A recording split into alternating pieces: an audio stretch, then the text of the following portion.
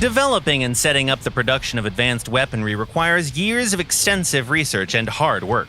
But if you succeed, you can catch your enemy by surprise, or even get ahead in this round of the arms race. Engineers, get ready. The Tokushu Heiki event has just started in War Thunder, and your task is to build a deadly missile. No rocket science required, though. You just have to play the game and receive rewards, and we'll explain the rest.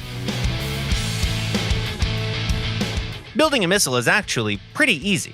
First, open the workshop and go to the Tokushu Heiki tab. Here you'll see everything you need for the event: materials, data on development progress, and factory upgrade toolkits. Let's talk about each of these resources in detail. Materials are a basic resource that are used to assemble missile parts. You get materials by earning points in battles. For every 2,500 points, you receive a resource box, and every resource box contains 3 to 5 materials, sometimes even 10. Development progress data sheets are needed to create a final test report, which allows you to ship the missile and get your reward. That might sound complicated, but you get data sheets the exact same way as materials, just by playing the game.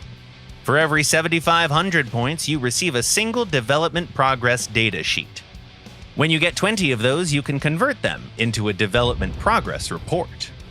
Finally, factory upgrade toolkits are given to players that finish a match at the top of the leaderboards. You don't have to have or even use these toolkits, but they allow you to make the process of assembling missile parts and the missile itself significantly faster.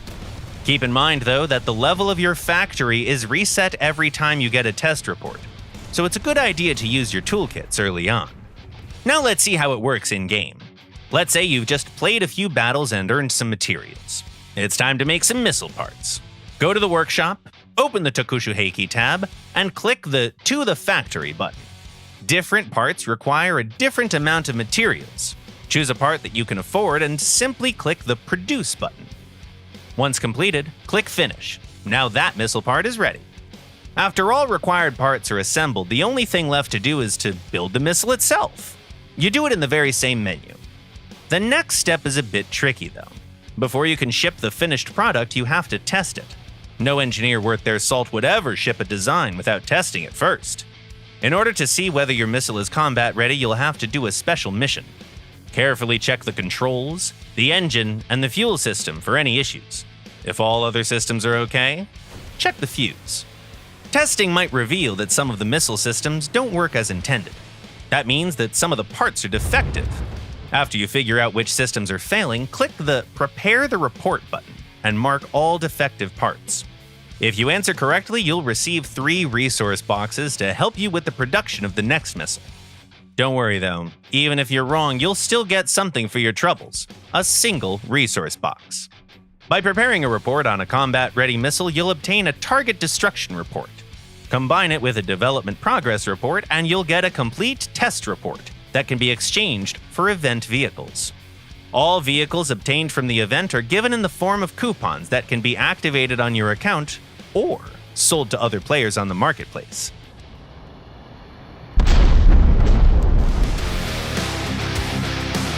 For a single test report, you can get the Ki-48-2 Otsu, a Japanese light bomber. With its powerful missile and bombs, it'll obliterate your enemies without leaving them a single chance to escape. Fans of ground battles can exchange 3 test reports for the LOSAT, or Line of Sight Anti-Tank Missile System. It's probably one of the most unusual high-rank vehicles available in the game. It's armed with hypersonic anti-tank guided missiles that can blow any vehicle to smithereens. Instead of a conventional warhead, they employ a solid steel penetrator that punches through armor using massive amounts of kinetic energy.